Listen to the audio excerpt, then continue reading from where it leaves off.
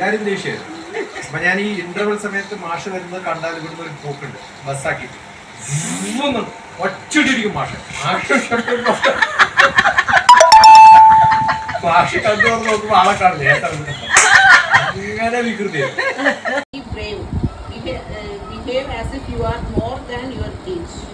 എത്ര വയസ്സായി? അതിനകത്തൊരു 20 വയസ്സ് കൂട്ടിയിട്ട് പ്രായം അതാന്ന് വിചാരിക്കാം. അപ്പൊ എങ്ങനെ ഉണ്ടാവും? അല്ല, you will enjoy. You will enjoy.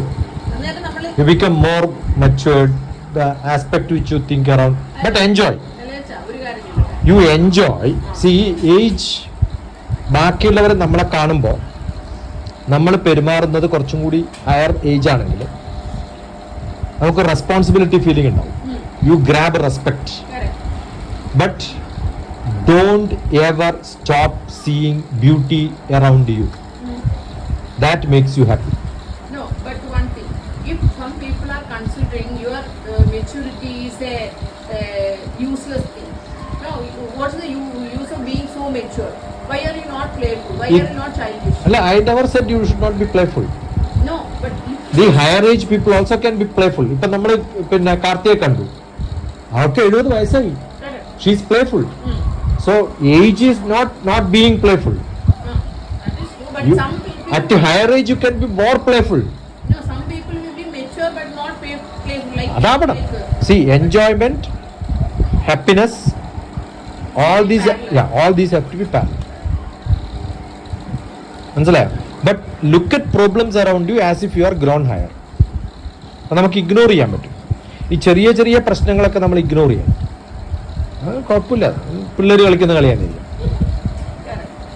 മനസ്സിലായോ? അപ്പം നമ്മളൊരു കുട്ടി വേണ്ടാത്ത കളിക്കുമ്പോൾ കുഴപ്പമില്ല, കുട്ടിയല്ലേ എന്ന് പറയല്ലോ. നമ്മളുടെ ആ ഏജിനേക്കാളും കുറച്ചും കൂടി ഹയർ നമ്മളാകുമ്പോൾ യു ബിക്കം എൻ്റെ കിഡാ, കുഴപ്പമില്ല, അവളങ്ങനെ പറഞ്ഞോട്ടെ എന്ന് വിചാരിക്കും. നമ്മൾ ഇഗ്നോർ ചെയ്യും.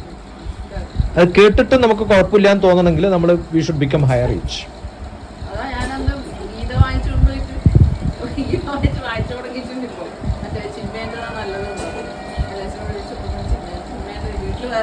പക്ഷെ ചിന്മേനേക്കാളും നല്ലത് ഡോക്ടർ TPSന്റെ ഭഗവത്ഗീത.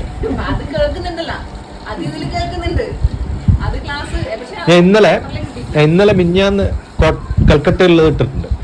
അവർ തന്ന ടോപ്പിക്ക് തന്നെ science management, Sanskrit science management through Bhagavad Gita അങ്ങനെ എന്തോ ആണ്. ഞാൻ അവിടെ എത്തുമ്പോൾ ഈ ടോപ്പിക്കൊക്കെ അറിയാം, അവർ ആ ബോർഡിൽ എഴുതി വെച്ച് കണ്ടിട്ടാ പറയാം. അപ്പോൾ അത് കണക്ട് ചെയ്ത് ഞാൻ പറഞ്ഞിട്ടുണ്ട്. അത് മിക്കവാറും സംസ്കൃതം ഡിപ്പാർട്ട്മെന്റിൽ എല്ലാവരും സംസ്കൃതം പഠിക്കുന്നവരാണ്.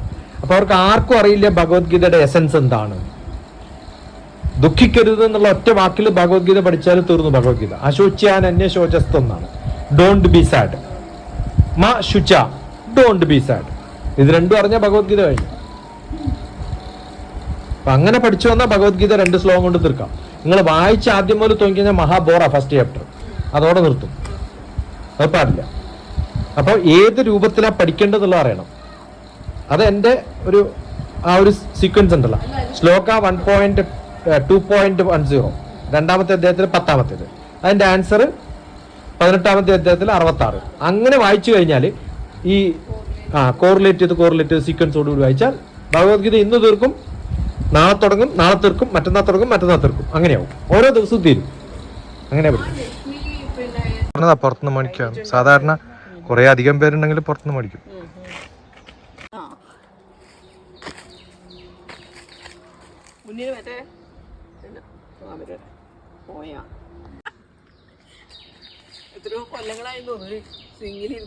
നല്ലോണാട് കാണുമ്പോ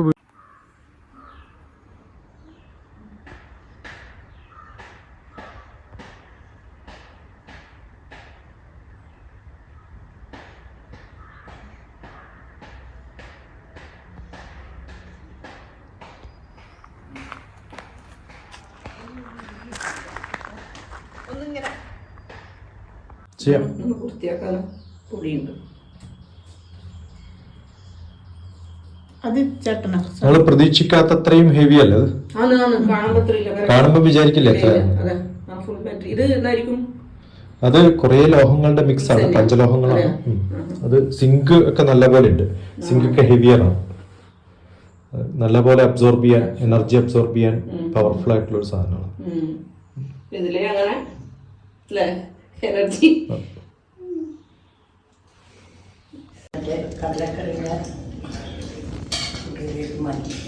ഒരു കറി ആക്കിയിട്ട് അങ്ങനെ അല്ലെങ്കിൽ അങ്ങനെ കഴിക്കലേ ഇല്ല.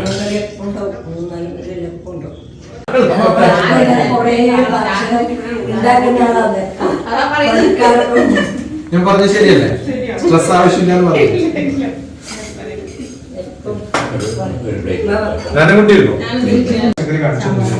ഞാൻ ഇന്ന് ഓർഡർ ചെയ്യാൻ ഭക്ഷണം വന്നപ്പോ പച്ചക്കറി കാണിച്ചു തന്നെ. ഇത് പിന്നെ നെയ്യുണ്ട്. ഞാൻ നാലാൾ വന്നാൽ സന്തോഷമാണ്. ഞാൻ എന്നിട്ട് ശ്രീധരനോട് നമ്പർ ഉണ്ടാക്കിയിട്ടുമില്ല, രണ്ടാള് കഴിഞ്ഞിട്ട് അവർ ഉണ്ടാക്കിയേ ഉള്ളൂ.